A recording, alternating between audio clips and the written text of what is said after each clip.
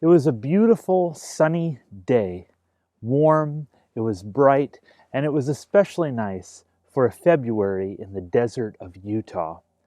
Brittany and myself and her brother's friend, we were all out in Canyonlands Wilderness area, and we all enjoyed a beautiful day of hiking, of looking at the scenery, and then we went to our little campsite. We made a fire in the evening, watched the sun go down, and we pitched our little tarp tent.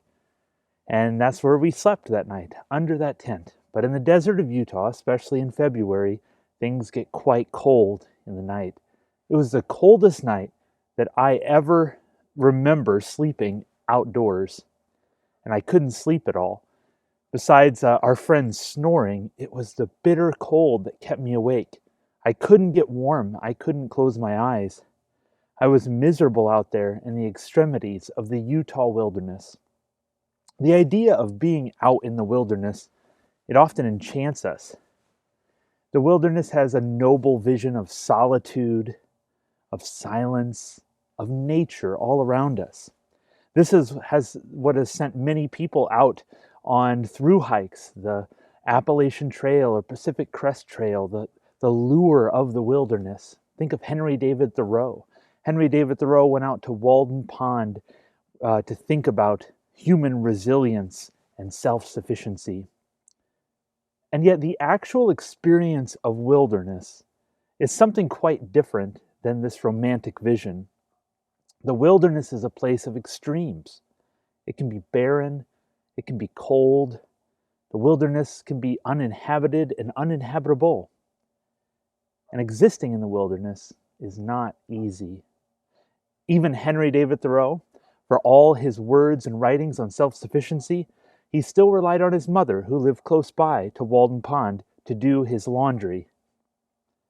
The very word wilderness, it conjures up all sorts of hard images. Deserts, wastelands, hard forests, which is why we use wilderness as a symbol for times when life becomes difficult. This week, my daughter asked me to define the word deserted. It was in one of the books we were reading. Something was deserted. And I told her it means like a desert, a place that is barren and nobody lives. To which she replied, "That's not true, Daddy. There are things that live in the desert. Cacti, right? Some of the lizards live in the desert." She was right. There is life in the desert, but it's life that is adapted to living in the hard areas or living with less water. It's a humble sort of life. It isn't the sort of life that we read about in self-help literature, a fulfilled life, a full life, a happy life. We're often sold this image of life that is happy and full. But life in the wilderness is stripped down to its bare necessities. When we're down on our luck, if we've just lost a job or we've had an unexpected medical bill, it puts us in a kind of wilderness. We're living in a kind of scarcity where we're trying to make every penny work for us. We're trying to figure out what to do next. Wilderness are times when life feels like it could fall through at any moment. We can enter the wilderness in the middle of a change in our life, in the middle of a divorce. When we thought life would be one thing, we had this vision of our life, our family, and then all of a sudden it comes to a halt and things are different. We enter wilderness in seasons of grief, death. They make life feel sparse and cold. The ongoing struggle of addiction is like a wilderness. It feels like a hopeless place, a place where we don't have much to go on. The ongoing struggles of the wilderness. Right now, many, many people in our world, in our community, feel as though they are in a wilderness. They are in a wilderness. Maybe your life feels like this right now, or at least part of your life. And if yours doesn't, chances are one of your neighbors does. During Advent, especially this Advent, we acknowledge the wilderness of this world. And we remember that God's people often find themselves in the wilderness. That's the story of the Bible, from beginning to end. The Bible begins with a tale of Adam and Eve expelled from the Garden of Paradise. And where are they sent? out in the wilderness with the thorns and the thistles. Then the story picks up with old Abraham and Sarah, and what happens to them? They're in their home, in their city, and they're called to follow God into the wilderness, where they have no name and no family, only to trust Him as nomads in the desert. And then there's the story of Exodus, where the people of Israel wander in the wilderness for 40 years. Even great King David spends time surviving in the wilderness. By the time we get to the prophets, God's people are exiled from their homes, they're refugees, they're wanderers, they're existing in a kind of no man's land where they have no country to call their own, no home, no assurances, no safety, no security. Many of their hopes and dreams had been dashed to the ground, and their precious memories of years past had become touched with grief. This is what the wilderness does even to our memories. The things that were joyful to us become sad to us. The things that brought us delight also now bring us grief. The wilderness brings God's people and all people to a low place. And yet, for all the anguish of the desert, there's still something there. Not comfort or cheer or ease of life, but there is something. Whenever we are in a wilderness of this world, we're the first ones to see the sunrise. Think about all those mornings that Roy Cooper, a beloved friend here in Brook who passed away this last week, think about all those mornings that he was up before dawn to milk the cows. There were plenty of hard and cold and unbearable mornings. Plenty of days, I'm sure, that he wishes he wasn't out there. But on those sparse and cold days, who is the first one to see the sunrise over the field? I think about all those who work the late shift at the hospital, where the hospital is quiet and cold. Those who work at night are the first ones who hear the babies cry that are just born. When everyone else is at home or sleeping, they get to hear the joy of first life. I think about those who have no place to go, no home to go to, no house to turn to in the cold. If they're in the country and they're out and about in the middle of the night, they're the ones that see the stars. If they live in the city, they're the ones that see the cityscape and the particular beauty of it all at night. In the wilderness, often people are the first ones to see the sparks of hope and beauty. More than all of this, in the stories of the Bible, those in the wilderness are the first to hear the voice. It is in the desert that Israel first encountered God. It is on a mountaintop that the old prophet Elijah, when he was running from his enemies, hears the still, small voice, the sound of sheer silence, which is God. It is in exile when the people of God hear the promises of the prophets of a new day, of a coming king. And it is out in the wilderness that we first hear Jesus. This wilderness is where St. Mark begins his story of Jesus. Matthew and Luke, they begin Jesus' story with a miraculous birth story, with wise men, with shepherds, with angels. John begins his story of Jesus with beautiful language of Jesus' divinity. Mark begins with a wilderness. John the Baptist, a wilderness man, is out in the desert, and he has a message. He is out there with a message of the ancient prophets, that God is coming. God is coming to set the world right. God is coming to judge the world. God is coming to renew the world. God is coming to raise up everyone who has been brought low. God is coming to bring down everyone who has raised themselves up. God is coming, and the first to hear this good news are those in the desert, those who lived on the outskirts of town.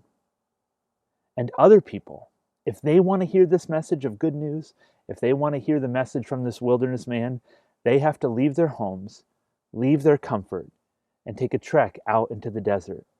But those who are already there, the people who dwell in the wilderness, dwell in the desert, they're the first to hear it. All the others, the Pharisees, the Sadducees, the Roman centurions, the rich, the message of God's arrival is for them too. But if they want to hear it, they have to go out to the barren places.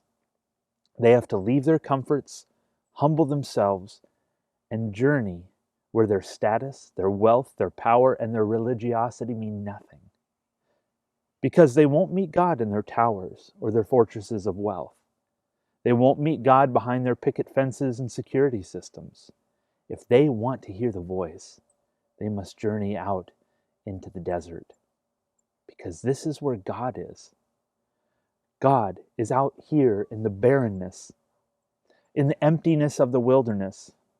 Some presence can be perceived, some love can be felt here uniquely. It is in the silence of the cold that we experience God's voice. Maybe not an audible voice, but some kind of voice. This is why within Christianity there has always been a draw to the wilderness, to the hard places of life. When the early church started to get more wealth and get more power, when they started to become more of an institution, there were groups of men and women who fled where? Into the desert. When the church in Germany had become corrupt in the 1930s, some retreated outside of the church walls to find solace in the hiddenness, in the wilderness. And the same is true in our own day. God's people are always finding ways out of the places of comfort into the places of extremity. Not because we're crazy, but because we believe God is here. When I was a teenager, I got on a bus with a bunch of other teenagers in the summer, and we drove out to a big, empty place between cornfields in Bushnell, Illinois. Bushnell, Illinois is a lot like Brook. It's a place where there's not a whole lot of going on as far as businesses and houses. It was a big empty spot. And there in the middle of nowhere, I encountered God in a new and interesting way. Because I was at a music festival called Cornerstone. And there at Cornerstone, it wasn't your normal Christian music festival with all the biggest bands of the day. No, it was a place where bands played that weren't played on Christian radio. These were the bands that had very little audience besides the people out there at the festival. Out there at the festival were people that expressed a different kind of faith. It was put on by a group of people called Jesus People USA. And they lived communally in Chicago. They took care of the poor. Many of them were struggling with addiction or ex-addicts or had come out of prison. They lived in the extremity, and their message of God's arrival was a message for everyone who lived on the outside. And it was there at this music festival that I caught a glimpse of the vision that Isaiah talks about. I saw people there that were dirty, hot, and tired, but all longing for something, believing that God cared about them on the outside. Because it is the wilderness out there that will burst with life.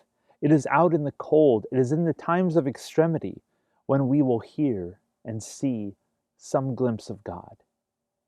Because it is the wilderness, Isaiah says, that where all flesh will see God together. God comes first to those who live in the wilderness of this world, which may be you today, which may be our neighbors. God's voice is heard more clearly in these places, out in the wilderness. Laying out there in the cold of Utah's desert, I couldn't wait for the dawn to come. I was so cold, could not sleep. And then I looked up and I saw a glow in the east. But still I had to wait. I had to wait because the glow did not grow very fast. I don't know if you've ever waited for the sunrise after a long sleepless night, but it doesn't come as quickly as you might think. But it did come, and it was beautiful.